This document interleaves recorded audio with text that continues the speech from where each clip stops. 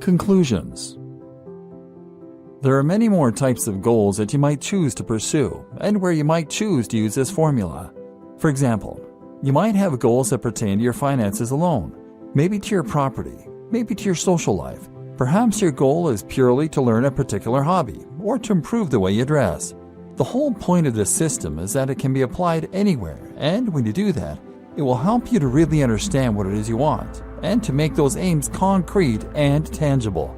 This takes them from being dreams that you end up putting off forever and turns them into a series of steps you can use to make that happen. Sometimes this might mean reassessing your goals to make them that bit more achievable. But if you're smart about this, they won't be any less rewarding.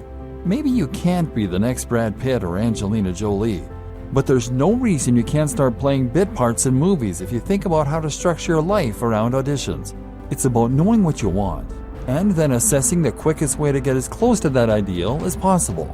And as soon as you start trying, life becomes a whole lot more rewarding and amazing. It's time to stop dreaming and start doing. It's time to make it happen.